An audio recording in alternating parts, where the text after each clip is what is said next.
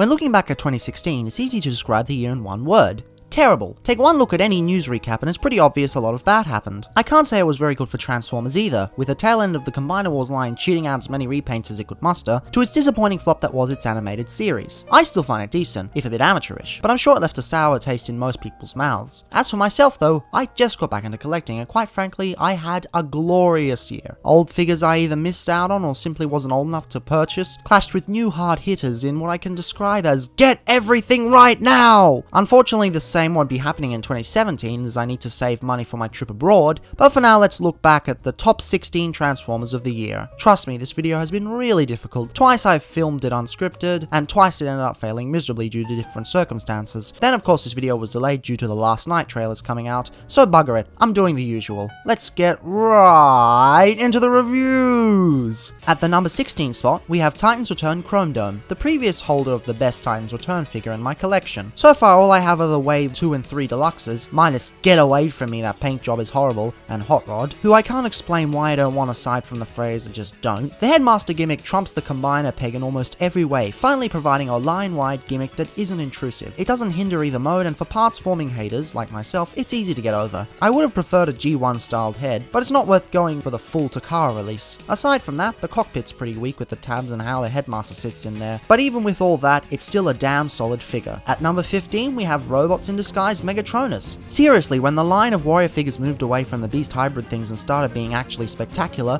no one saw it coming. But here we are and here he is, looking pretty splendid if you ask me. We've come a long way since the first wave of generic, kibble-heavy, poorly toleranced Autobots and generally ugly Decepticons. Now we get guys like this, who I expected to skip until people started praising him online. This spiraled into Takara Windblade and a Hasbro Fracture, who are also great but didn't make the list because I only accept the best of the best. Honestly, if Revenge of the Fallen hadn't come out later, maybe the design of the big bad wouldn't have been so ugly. At number 14, it's Masterpiece Bumblebee. This figure took quite a while for me to warm up to, as out of the box it just seemed like another Bumblebee that kind of blended in with the rest. I'd also come to terms with the fact that the Masterpiece line was overhyped, or so I thought at the time. A few months went by and eventually I ended up liking him. He may be tiny and a tad overpriced, but at this size he nails everything he can. Both modes look great, the paint job looks sexy, and the battle mask is fantastic. I just wish you could have mirrors on both sides. Damn you, vehicle mode accuracy! Number 13 sees us coming across another Masterpiece figure, Road Rage. Although the figure is technically not as good as Bumblebee, this is a personal list and I can do what I want. The back gap and the awkward tabs may be a nightmare, but one fan mode later and she's a pretty damn awesome figure. I especially like how the legs and arms work, it's just the torso that blunders. The main reason for my preference is a wish to discover new characters. I don't always buy Transformers to get my favourite characters, a lot of the time I buy the toys because I want to discover their characters. If I like a toy enough, I can go and research its fiction and allow the figure to develop its own personality. For me, this figure has done that in spades. Sorry Masterpiece connoisseurs, this is my list, not yours. At number 12, we have the largest entry on the list with the MO1 Commander. Wei Jiang mostly has a knack for making knockoffs. It seems like everything they touch turns to gold, metaphorically speaking. Of course, there are a few exceptions, but a great example of what they do best is this thing. The transformation may be rather difficult with tight joints, but it never feels like anything's gonna break, and there's so much detail here that you could get lost for hours just looking at it. The only reason it's on higher is the chrome, the weight, and the tight joints. That middle one might not seem like much, but this guy is so heavy. Also, it's too big to scale with anything,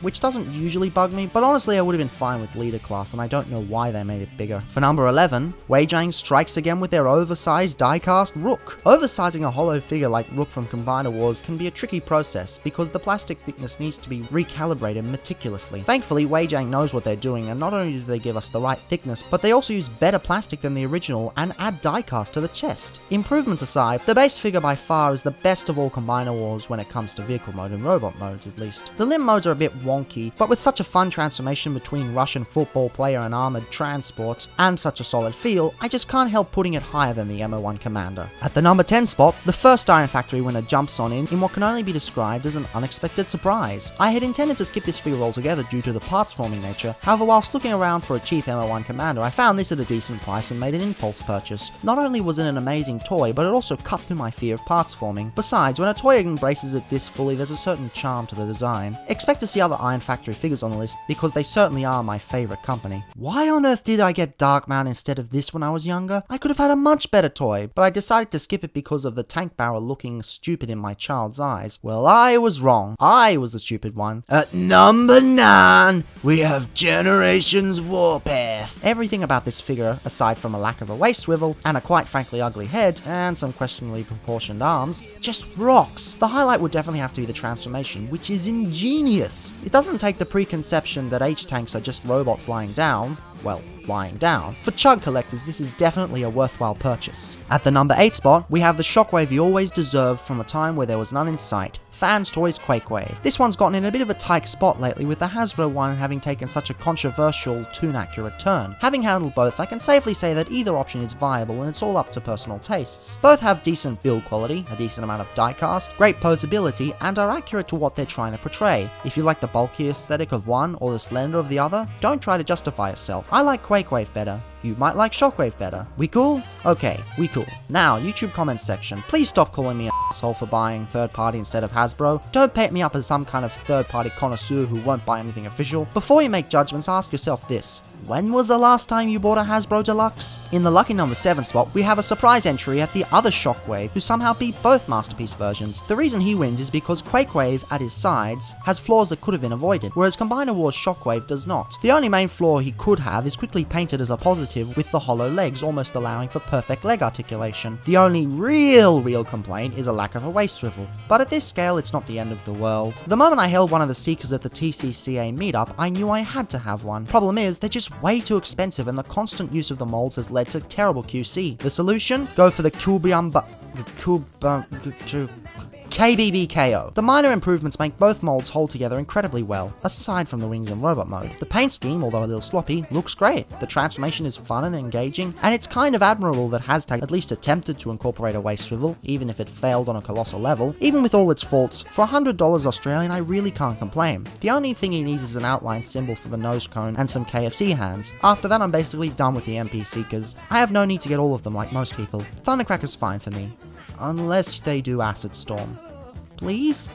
Finally, into the top 5. This is where things really get interesting, or predictable if you've been looking at my previous entries. Yet another Iron Factory release. Windblade is on the list because of so many things. I like the character, I like this specific design, I like the paintwork, I like the build quality, I like the transformation, I like the alt mode, I like how the VTOLs are articulated, but most of all, I love how goddamn cute this thing is. Q Transformers have nothing on her, there's just no comparison. As for being better than the Hasbro one, well of course she is, there's no contest here. Although I personally don't hate the Legion figure like everyone else does, the difference in quality is immediately obvious. At number 4 spot, we see the return of the Titans to this list. It's Trigger Happy! This is easily the best deluxe I've gotten in years. Or at least it's the best deluxe I would have gotten in years if I had been collecting figures. I was instantly reminded of what got me into Transformers in the first place, with buying them at the local Kmart, opening them on the bus and then sneaking them into the house. That last part doesn't really happen anymore as adult life means adult choices, and at this point my family doesn't really care, but the point is this figure nails pretty much everything. I can't think of a single thing a deluxe class toy could do better.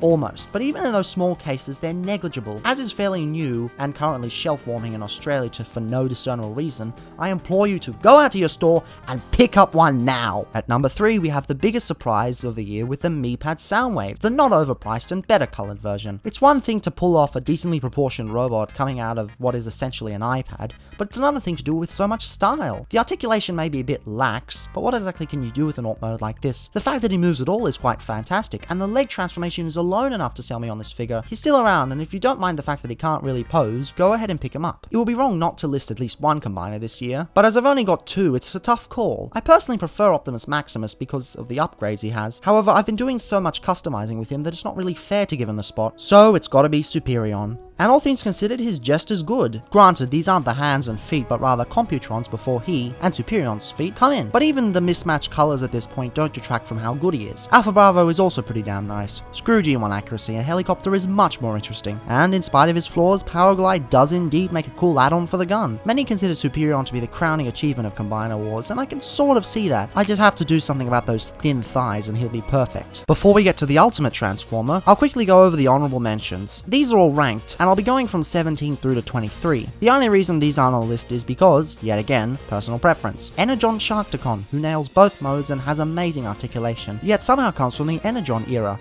Who knew? Iron Factory 6 gun, the better of the two Legends debuts from the company, and a great addition to any Titan class Transformer. So long as they use the 5mm peg system. MMC Nightmare for Hearts of Steel Shattered Glass Optimus Prime, proving that third party wasn't always insane about G1 accuracy. And even a toy like this can age well, except for weird plastic consistency. It feels really old. Reveal the Shield Cyclonus, who was worth the entire boxed purchase of the 2-pack. I eventually did sell off Hot Rod, and the receiver loves him. Takara Legends Nightbird, who at first seemed generic but eventually became my favourite of the set. Not very hard though, and one doesn't stand or hold together very well and the other's a flopping mess. Toy World Star, who just needs a way to plug in the wings. And finally, Titan's Return Clobber, the best Titan Master even at Wave 3. Don't get overboard as a substitute, by the way. The white paint is a cheap chalky type and it's incredibly messy as well. Are you a real fan?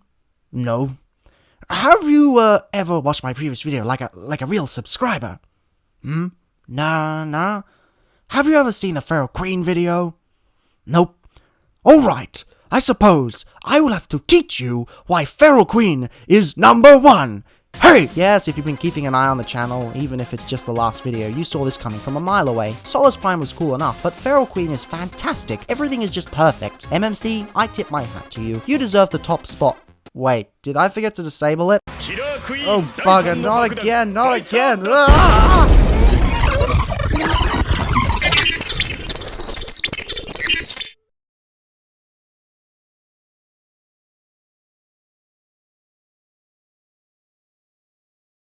When looking back at 2016, it's easy to describe the year in one word. Terrible. Take one look at any news recap and it's pretty obvious a lot of bad happened. I can't say it was very good for Transformers either, with the tail end of the Combiner Wars line cheating out as many repaints as it could muster, to its disappointing flop that was its animated series.